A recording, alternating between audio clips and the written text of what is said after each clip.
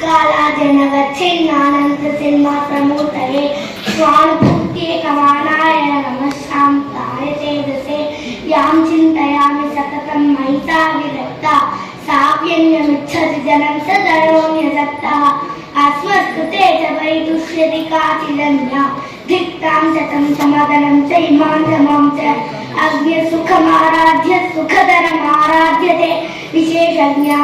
ज्ञानरवदुर्विदग्धं ब्रह्मापितं नरं नरं जयति प्रसह्य मणिमुद्धरेत् मकरवक्त्रमुष्ट्रान्तरात् समुद्रमपि सन्तरेत् मकरवक्त्रमुष्ट्रान्तरात्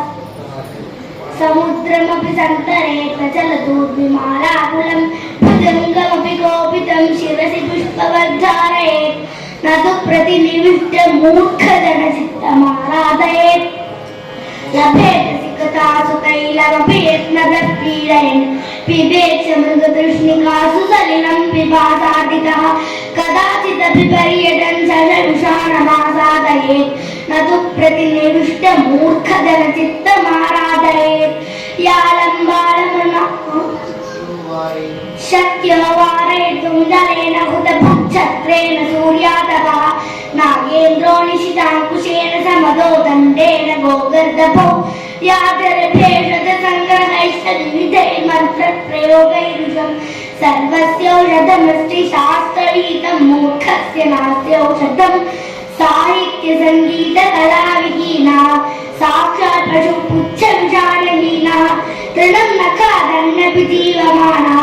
तद्भावतेयं परमं पशूनां येषां न विद्या न तपो न दानं ज्ञानं न शीलं न गुणो न धर्मः ते मध्यलोके भुवि भारभूताः मनुष्यरूपेण मृगाश्चरन्ति केयूराणि न भूषयन्ति पुरुषं हारा न चन्द्रोज्ज्वला न स्नानं न विलेपनं न कुसुमम्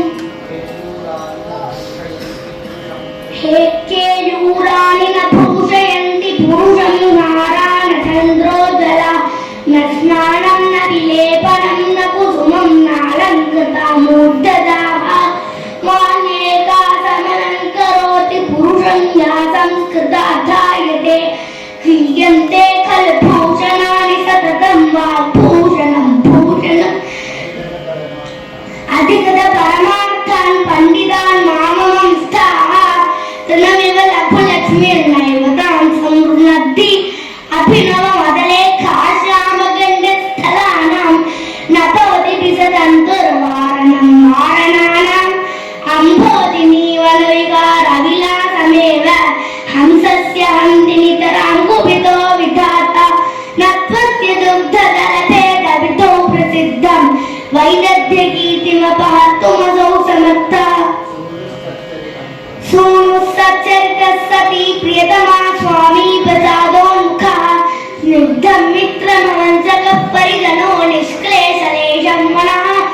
आकारोऽचिरस्थिरस्तविभवो विद्यावदातं मुखं तुष्टेविष्टपकष्टहारिणि हरौ सम्प्राप्यते देहिना प्राणाघातान्निवृत्तिः परधनहरणे संयमः सत्यवाक्यं काले सत्याप्रदानं युवति जनकथ मूखभावो हरेषां रे चातकसावधान मनसा मित्रक्षणं श्रूयताम् अम्भोदा भगवो वसन्ति गगने सर्वेऽपि नैतादृशाः केचित् दृष्टिभिरार्द्रयन्ति वसुधां गर्जन्ति केचित् वृथा यं यं पश्यसि तस्य तस्य पुरतो मा ब्रूहि दीनं मदः अकरुणत्वम् यं यं पश्यसि तस्य तस्य पुरतो मा ब्रूहि दीनं मदः अकरुणत्वमकारणविग्रहः परधने परयोषिति च स्पृहा सुजनमन्धुजने सहिष्णुता प्रकृतिसिद्धमिदं हि दुरात्मनां दुर्जनः परिकर्तव्यो विद्ययालङ्कृतोऽपि सन् मणिना भूषितः सर्पः किमसौ न भयङ्करः पूर्वार्धपरार्धभिन्ना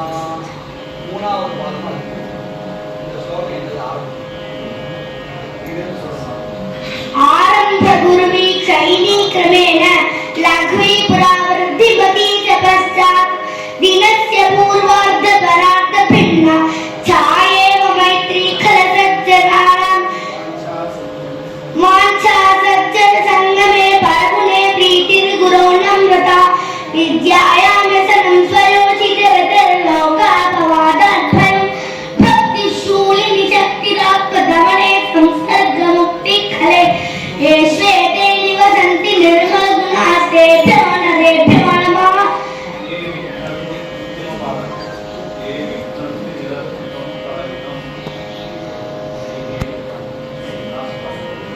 एते सत्पुरुषाः परार्थघटकाः स्वार्थं परित्यज्य ये सामान्यास्तु परार्थमुद्यमभृतः स्वार्थाविरोधेन ते मीमांसराक्षसाः परहितं स्वार्थाय निघ्नन्ति ये निघ्नन्ति निरर्थकं परहितं ते केन जानीमहे। क्षीरेणात्मगतोदकाय गुणाः दत्ताः पुरा स्वेखिलाः क्षीरोत्तापमवेक्षतेन पयसा स्वात्मा विजानौ हुतः गन्तुं पावकमुन्मनस्तरभवत् दृष्ट्वा तु मित्रापदं युक्तं तेन जनेन शाम्यति सदा मैत्री पुनस्वीदिशि। खल्वाटो दिवसेश्वरस्य किरणैः सन्तापितो मस्तके वाञ्छन्दे समनागपं विधिवशः तारस्य मूलं गतः तत्राप्यस्य महाफलेन वतता भग्नं स शब्दं शिरा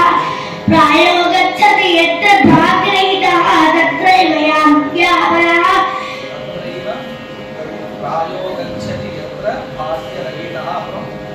तत्रैव यान्त्यापरः।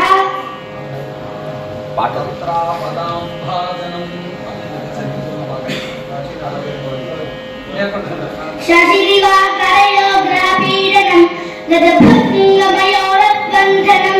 मतिमतां च विलोक्य दरिद्रतां विधिरहो बलवानिति मे मतिः। शशिदिवाकरयोग्रापीडनं गतभृङ्गमयोरबन्धनं मतिमतां च विलोक्य दरिद्रतां विधिरहो बलवानिति मे मतिः। सृजति तावदशेषगुणाकरं पुरुषरत्नमलङ्करणं भुवा ब्रह्माणेन कुलालवन्नियमितो ब्रह्माण्डभाण्डोदरे विष्णुर्येण दशावतारगहने दो महासङ्कटे रुद्रो येन कपालपाणिगुटके भिक्षाटनं कारितः सूर्यो ब्रह्मिति नित्यमेव गगने तस्मै नमः कर्मणे नैवाकृतिफलति नैव गुणं न शीलं विद्यापि नैव न चेत् न कृतापि सेवा भाग्यानि पूर्वतपसा खलु सञ्चितानि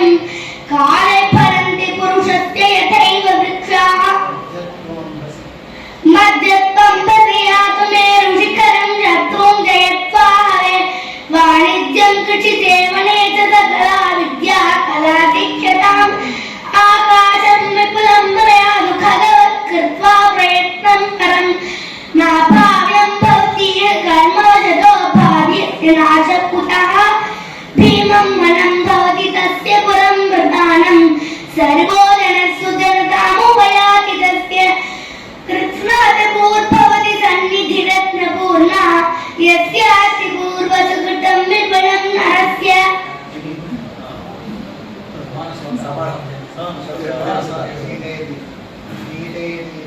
शीते तीते वसनमचलं वासरान्ते निशान्ते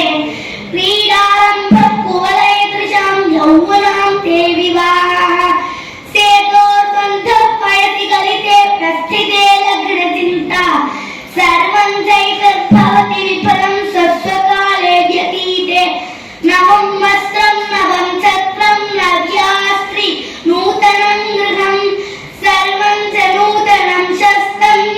सेवकान्ये पुरातने समायाति यदा लक्ष्मीः नारिकेलफलाम्बुवत् विनिर्याति यदा लक्ष्मीः गदभुक्तकपित्थवत् आदानस्य